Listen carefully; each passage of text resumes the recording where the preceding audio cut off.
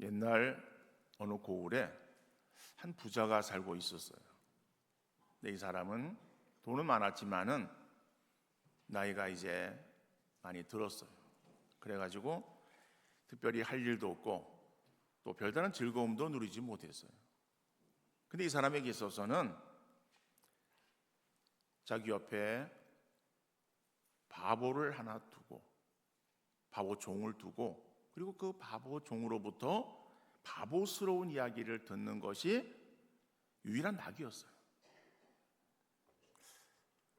하루는 그 바보 종에게 지팡이를 하나 주면서, 그리고 너보다 더한 바보를 만나게 되어지면 이 지팡이를 주어라 라고 이렇게 이야기를 했어요. 그 말을 들은 이 바보가 자기보다 더 못한 그런 그 바보가 어디 있는가, 그래가지고 이 온 동네를 한 두세너 달 정도 이렇게 계속해서 찾아다니는 거예요.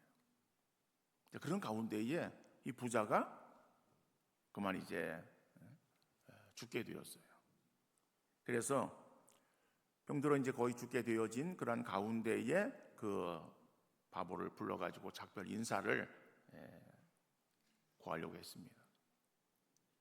이제 너와 나는 함께하지 못하고 내가 이제 헤어져야 되겠다라고 얘기를 했어요. 그랬더니 그 바보가 그 주인에게 묻는 거죠. 아니 주인님 어디 가십니까? 그러자 주인은 황천을 간다. 황천 거기가 어디 있는 곳입니까? 나도 몰라. 그런데 한번 가면은 다시 돌아올 수 없는 곳이란다. 그렇게 말하자 이 바보가 아니 그 주인님 그러면은 떠날 여행 준비를 하셔야죠. 그러자 이 부자가 야 이 바보야 준비는 무슨 준비? 그냥 눈만 감고 다리 쭉 펴고 가만히 누워 있으면 되는 거야. 그러자 이 말을 들은 그 바보가 지팡이를 주인에게 주는 거예요. 그러면서 아니 주인님 사람이 10리나 100리를 가더라도 준비를 하는데 아니 돌아올 수 없는 먼 길을 가면서 아무 준비 없이 가시다니 주인님은 저보다 더 바보이십니다. 그리고 지팡이를 주었다는 거예요. 여러분 누가 진짜 바보입니까? 마지막 때를 살아가는 우리들에게 한번 깊이 던져야 될 그러한 질문이라고 생각이 되어집니다. 우리는 지난 시간 살펴본 이 데살로니가전서 4장 13절로 18절의 말씀 속에서 예수님의 재림 상황을 우리가 살펴보았어요. 예수님이 재림이 더뎌지는데, 그런데 그 주의 재림을 기대하면서 신앙생활을 행하다가 그리고 먼저 세상을 떠난 그러한 사람들은 어떻게 되어질 것인가 라고 하는 그 생각, 그러면서 나도 주님이 오시기 전에 먼저 내가 죽으면은 그럼 나는 어떻게 되는 거지? 라고 하는 그런 어떠한 그 염려, 두려움, 이러한 마음에 슬픈 마음을 가지고 있었어요. 그러니까 그런 것들을 이제 알고 있던 바울이 그들에게 편지를 쓰는 거죠. 그래서 주님이 재림하시면은 그럼 먼저 죽은 자도 다 부활하고 살아있는 자도 부활체를 입는 부활을 입게 되어지는 것이다. 그래서 다 부활해서 주 앞에 서게 되어지는 것이고, 그 중에서 믿음의 사람들은 주님과 함께 새하늘과 새 땅에서 영생 복락을 누리게 되어지는 것이기 때문에 예수님의 재림에 임하기 전에 죽은 그러한 사람들이나 그 이후에 죽은 사람들, 아니 그 때에 존재하고 있던 그러한 사람들이나 아무런 차이가 없다. 그러므로 그런 것에 걱정하고 연하지 말고 소망 가운데에 예수님에 대한 재림 대망 신앙으로 승리해야 될 것을 본문이 말씀하는 것을 우리가 살펴보았습니다. 자, 오늘 본문은 예수님의 재림의 때가 가까운 우리가 말세지 말 이제 마지막 때를 살아가는 우리 성도들에게 있어서 어떠한 신앙 자세를 가지고 살아가야 될 것인가에 대해서 말씀하고 있어요. 첫 번째로는 방심은 금물이다라고 하는 거예요.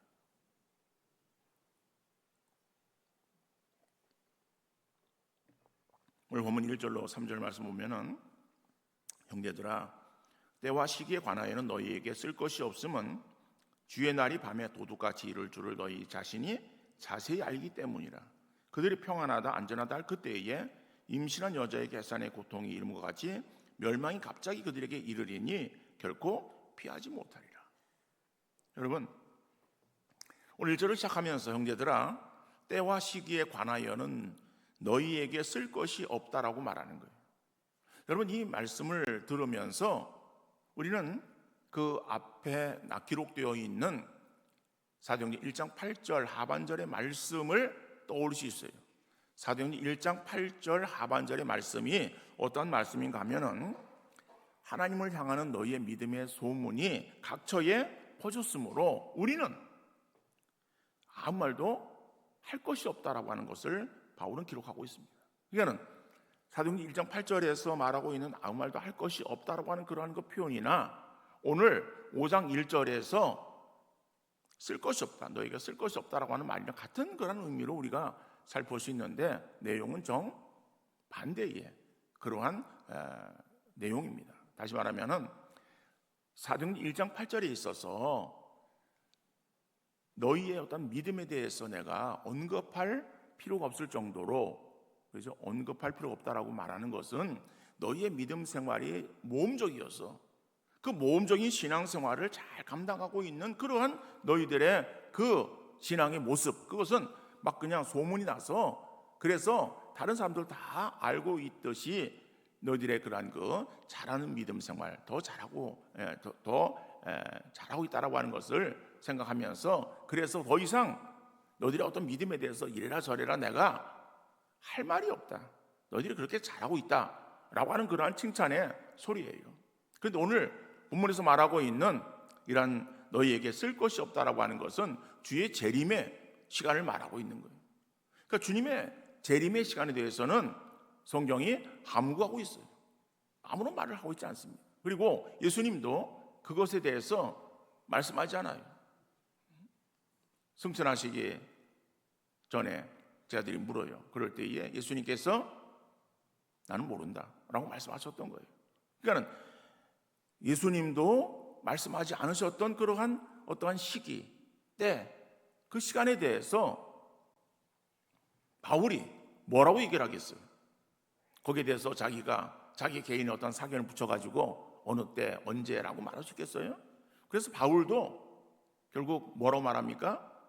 거기에 대해서 나도 몰라 라고 하는 그런 의미가 오늘 5장 1절의 말씀이에요. 자, 그러니까는 예수님의 재림의 그러한 그 시기, 그 시간은 모르는 거예요. 아는 사람이 없어요.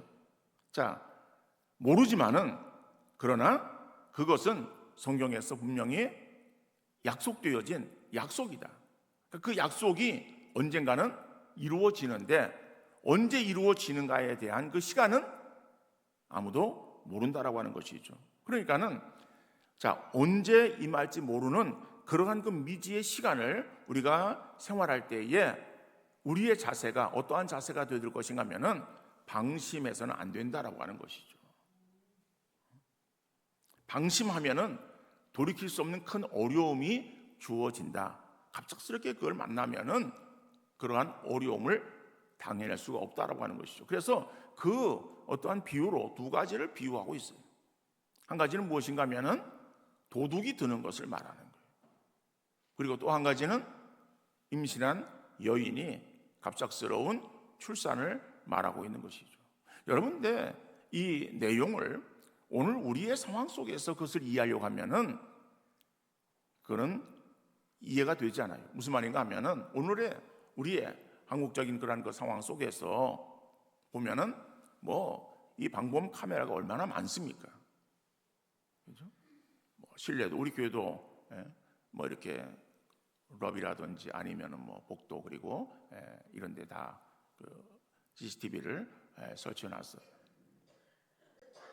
그러니까는 그 CCTV가 있어가지고 사람이 없어도 들어와서 행하는 그런 것들이 누가 그랬는지, 언제 그랬는지라고 하는 것들을 다 알 수가 있고, 그리고 그래서 예를 들어서 어떤 물건을 들어서 훔쳐가지고 나갔다 그러면은 그런 것에 대한 어떤 동선도 밖에 어떤 그런 그 카메라가 다 곳곳 설치되어 있어가지고 동선을 찾아서 그 사람을 다 검거할 수 있어요. 그러니까 오늘의 우리 어떤 상황 속에서의 도둑을 맞는다라고 하는 그것은 아주 극히 부분적이다, 이렇게 우리가 볼 수 있는 거예요. 특별히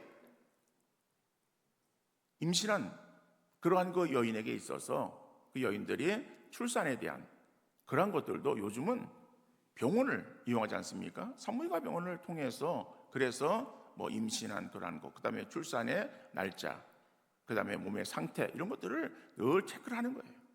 그래가지고 그래서 임박해지면은 그러면은 병원을 찾는다든지 아니면은 병원의 도움으로 또 아이를 낳을 수 있는 거예요. 그런데 여러분 생각해 보십시오. 이것이 2000년 전에 기록되어진 거예요. 우리가 나이 드신 분들, 우리 젊었을 때, 어렸을 때에, 그럴 때에 우리 어떤 삶의 그런 그 환경들을 보면은 당시 우리의 어떤 가옥의 형태가 그렇게 시건장치도 안 되어 있었을 때예요. 문 열기 쉽고, 문을 잠근다라고 하는 것이 그냥 고리를 만들어 가지고 그것을 딱 채워서 그래서 문을 잠궜다라고 말하는데, 그것을 도둑이 들어와서 열라 그러면은 얼마든지 열 수 있어요. 그러니까는 과거의 그러한 것들을 우리가 생각할 때에 그래서 이해를 해야 되지, 오늘의 상황으로 성경을 바라보면은 이것은 이해할 수 없다라고 하는 것이죠. 어쨌든 간에 성경은 갑작스러운 도둑이 들어 도둑을 맞는 거, 그 다음에 임신한 여자가 또 해산이 가까워져서 또 출산이 이루어지는 것. 그래서 우리도 예전에는 그러지 않았습니까? 그죠? 밭에서 일을 하다가 출산하는 그런 경우가 있다든지, 아니면 어디 가서 이렇게 갑작스러운 출산을 맞이해서 그냥 고생을 하는 그러한 일들을 우리가 들어본 적도 있을 거예요.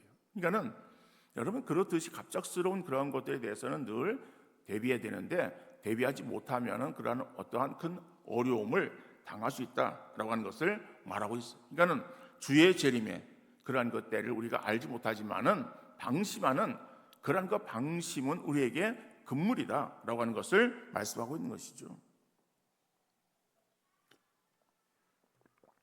성경 모든 것을 보아도 예수님의 재림의 시간을 말하고 있지는 않아요. 마태복음 24장 36절에서도 그러나 그날과 그때는 아무도 모르나니 하늘의 천사들도 아들도 모르고 오직 아버지만 아시네. 주님 말씀이에요. 주님 말씀하시기를 그날과 그때는 아무도 모른다라고 말하고 있어요. 아버지만 하나님만 아시는 그러한 그 어떠한 비밀에 속해 있는 그러한 시간이다. 그런데 이 사람들은 그 비밀스러운 그러한 일들에 궁금증을 갖는 사람들이 많아요. 물론 궁금증을 한다는 것은 관심을 갖는다라고 하는 그런 의미를 가지고 있지만은, 그러나 또 우리 교회 내에서 이렇게 보면은 이 관심을 갖는 그런 사람들, 이런 사람들이 그 관심이 너무 지나쳐서 어떠한 일들에 대해서, 앞으로의 어떠한 일들, 그런 것들에 대해서 자기 생각들을 덧붙여가지고 다른 사람들에게 호들갑을 떠는 거예요. 그러면서 막상 그 일을 시행할 때는 얼굴도 찾아볼 수 없어요. 교회는 말 많은 사람보다 기도하며 묵묵히 맡겨진 일을 충실히 감당하는 그러한 사람들이 더 요구되어지는 것이다. 예수님의 재림의 때도 마찬가지예요. 재림에 대해서 성경은 침묵하고 있는데, 예전에 그 다미 선교회 시한부 종말론 자들이 어떻게 했습니까? 그 예언의 시간을 안다는 것이죠. 날짜를 정해놨어요. 시간도 정해놨어요. 그래서 그때 예수님의 재림이 임하니까는 있어야 된다 라고 막 호들갑을 떨었어요. 방송사에서 나와가지고 카메라를 들이댔어요. 그런데 그 시간이 지나도 아무런 일이 벌어지지 않았어요. 결국 그들은 다 바람같이 사라져 버렸어요. 특별히 재림의 때 알 수 없는 그러한 그 시간 속에 사단은 우리를 유혹하는 거예요. 어떻게 유혹하는가 하면은 예수님의 재림에 그러한 그 때 분명히 성경의 말씀이기 때문에 이루어진다 라고 하는 것을 우리 마음속에 들게 해요. 그런데 그것이 예수님의 때, 재림의 때가 재림이 이루어지지만은 그러나 그 시와 그 때는 알지를 못한다. 언제 이루어질지 모르는 일이다. 자, 그런데 너희의 삶을 보아라. 내게 있어서 지금 내 앞에 놓여 있는 육신의 일들 이런 것들 얼마나 급하냐. 그러니까는 언제 이룰지 모르는 그러한 그 일들에 거기에 신경 쓰지 말고 당장 이루어지고 또 해야 될 그러한 일들에 네가 더 집중해야 되지 않느냐. 그래서 육신의 일에 자꾸 우리로 하여금 거기에 몰두하게 만드는 거예요. 몰두하게 만들면서 우리로 하여금 영적인 일들에 태만하게 만드는 그것이 사단의 전략이다라고 하는 거예요. 여러분, 주님의 재림의 때가 멀리 있는 것 같지만은 그러나 언제일지 모르는 그러한 그 시간 속에 우리는 늘 깨어서 그 주님의 재림을 대비하고 준비하는 그러한 신앙의 자세가 되어야 될 줄로 믿습니다. 지금은 많이 바뀌었습니다만은 우리들이 국민학교 다닐 때, 그죠? 예전에 그럴 때는 이 여름방학이 길었어요. 여름방학 그러면은요 40일이 넘었던 것 같아요. 한 7월 한 20일 정도서부터 해가지고 8월 말까지 9월 초에 개학을 하는, 그러니까 40여일 정도 방학이 되었던 것 같아요. 그냥 그 긴 여름방학 방학이 되어지면 어떻습니까? 그러면은 그냥 들뜬 마음에 그리고 다 이제는 팽개치고 나가서 친구들하고 노는 거예요. 자, 노는데 뭐 정신이 팔렸어. 그래서 방학이 되어지면은 그러한 그 어떠한 그 시간표를 기록하지 않습니까?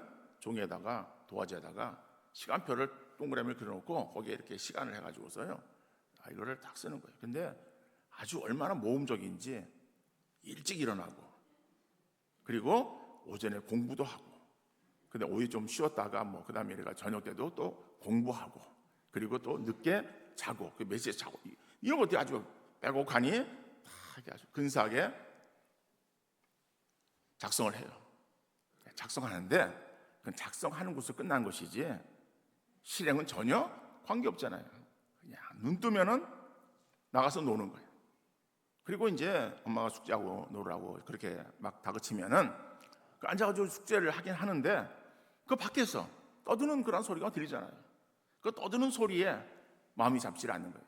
그러다 보면 이거 뭐 내려야 되는데 뭐 시간이 많은데 그러고서 그냥 팽개치고 어느새 밖으로 달려나가는 거예요. 그리고 이제 친구들하고 노는 거죠. 여러분 그러다 보면 시간이 다 지나가는 거예요. 하루는 엄마의 아주 큰 소리가 납니다. 계약이 내일 모레인데 그게 다 했어? 물어요. 그리고 달려보니까는 진짜 이게 계약 날이 가까운 거예요. 그러면 이제 발등에 불이 떨어졌기 때문에 앉아가지고 숙제하는 거예요. 여러분들 숙제가 그때는 많았던 것 같아요. 뭐 학습에 대한 것도 있고 그 다음에 또 매일 써야 되는 일기를 쓰는데 어떻습니까? 일기는 내용이 뭐 늘 뭐 노는 거니까는 뭐 그게 그거니까 그냥 약간 고쳐가지고 쓰면 돼요. 바꿔가지고 쓰면 돼요. 바꿔 쓰면 되는데 문제는 뭐예요? 날씨가 헷갈려. 이게 날씨가 언제인지를 기록을 안 해놓으면은 압니까? 뭐 지금이야 무슨 상황이 다르죠. 뭐 인터넷 보면 다 나오지만은 그러니까는 그냥 대충 그냥 막 하고. 그래서 어떤 애들은 차라리 그냥 학교 가서 그냥 매 맞고 말지. 그리고 이제 매로 때운다고 아예 그냥 숙제 안 하고 그냥 노는 친구도 있고 어떤 친구들 보면은 가족이 막 그냥 총동원되어 가지고 숙제를 하는 거예요. 여러분 그때 숙제가 얼마나 많았습니까? 뭐 학습에 대한 것도 있고 일기도 써야 되고 그 다음에 만드는 것도 있잖아요. 뭐 채집, 곤충 채집, 뭐 식물 채집, 뭐 이런 것 이게 뭐 애들 하기는 어려워요. 그러니까 어떤 온 가족이 다 달려붙어 가지고선 겨우 완성해서 그래서 겨우 개학날 학교에 등교하는 그런 경우도 있다는 것이죠. 여러분, 그 내용이 숙제의 내용이 40일 동안 행하기에는 그거는 아주 적은 거예요. 그런데 그것이 많이 남아있으니까, 계약이 많이 남아있으니까라고 하는 그런 그 마음으로 미루다 보면은 그것을 감당하기가 쉽지 않다는 것이죠. 여러분, 이게 우리 어렸을 때 모습만 아니라 오늘 살아가는 우리의 모습이기도 한 것입니다. 주님의 재림의 때가 주님이 승천한 지 2000년이 지난 이 시간에도 이루어지지 않았는데 하는 그런 방심한 마음을 사단은 정말 갖게 하고, 그래서 영적인 그런 일들에 등한시 만들고 눈에 보이는 세상 일에 치중하게 만드는 것이다. 그러나 주님의 재림이나 우리 인생의 마지막 순간이 멀리 있는 것처럼 보여지지만은 그러나 그런 것이 아니라고 하는 것을 생각하면서 안일한 자세로 방심해서는 안 된다라고 본문은 경고하고 있는 내용의 말씀이에요. 그래서 방심은 금물이라고 하는 이러한 사실을 인식하는 성도들은 그러면 어떠한 자세로 삶을 살아야 되겠는가?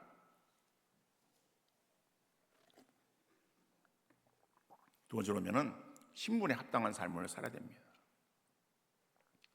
신분에 합당한 삶을. 오늘 본문 4절 6절 말씀을 보면은 형제들아 너희는 어둠에 있지 아니하며 그날이 도둑같이 너에게 임하지 못하리니 너희는 다 빛의 아들이요 낮의 아들이라.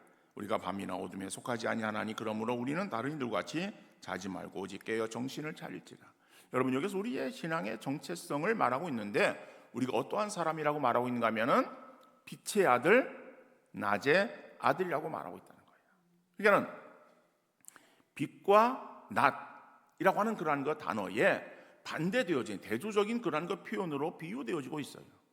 그래서 이 낮이라고 하는 것에 비유되어지는 것은 밤이죠. 그 다음에 빛에 비유되어지는 것은 어둠이에요. 그러니까는 우리는 빛의 아들, 그 다음에 낮의 아들. 그런데 반대되어지는 것은 밤에, 어둠에 이런 것들을 말하고 있어요.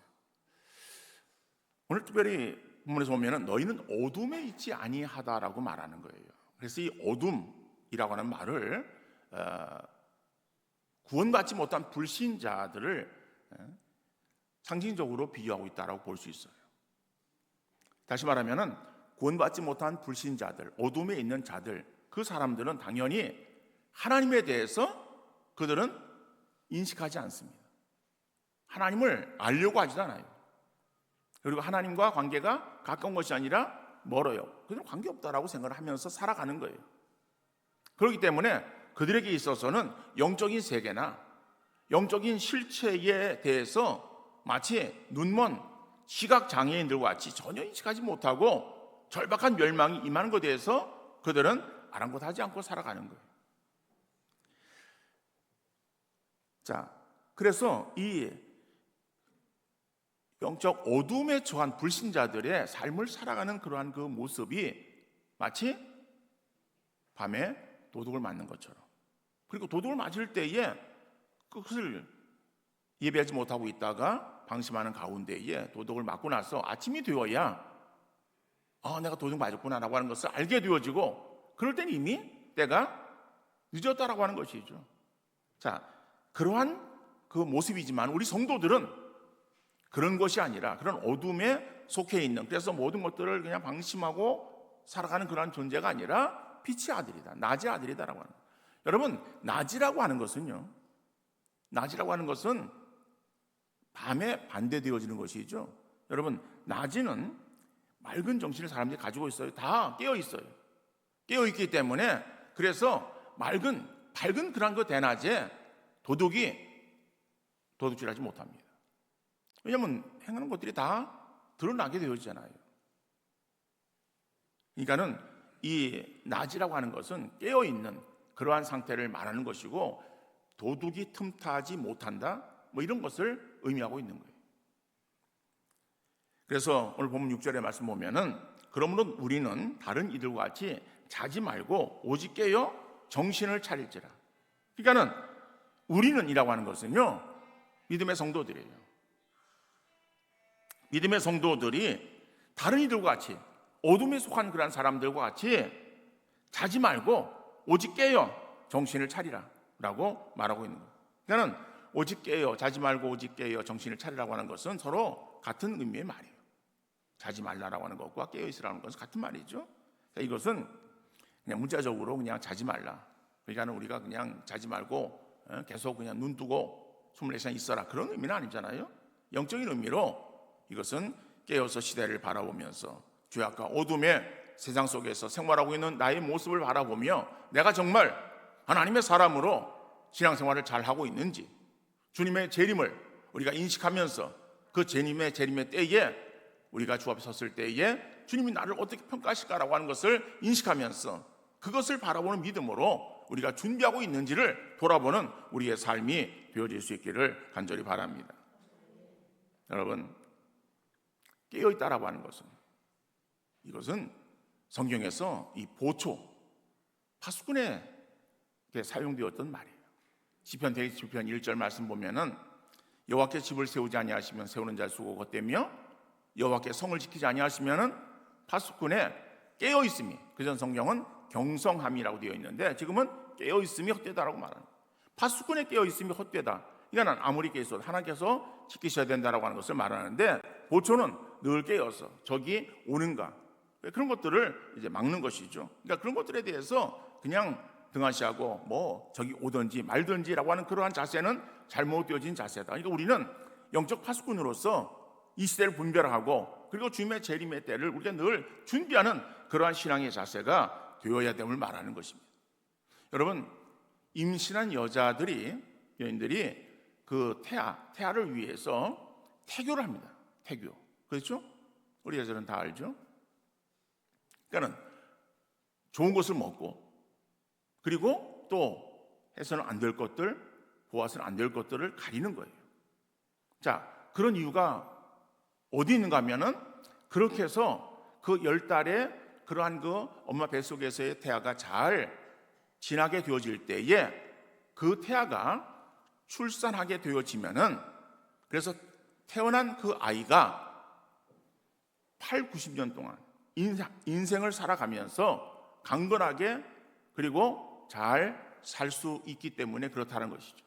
만약에 임신한 엄마가 술 먹고 담배 피고 마약하고 그리고 보아서는 유익하지 못한 그런 것들을 그냥 접하고 막 이러면서 지났다. 그럴 때 그런 것들이 영향들이 아이에게 미치게 되어지고 그런 영향 속에 태어난 그런 아이가 잘못된 그러한 그 길들을 또 걸어가지도 것이죠.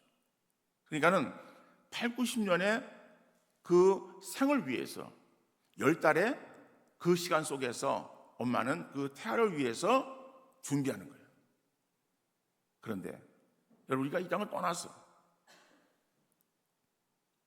영원한 삶을 우리에게 주어지는데 그 영원한 삶을 위한 준비가 이 땅 위에서 이루어져야 되는데 우리가 이 땅에 살아가면서 그러한 그 준비를 안 하고 그냥 적당하게 살아가다가 마지막 때가 되어가지고 어이쿠 어떻게 하지?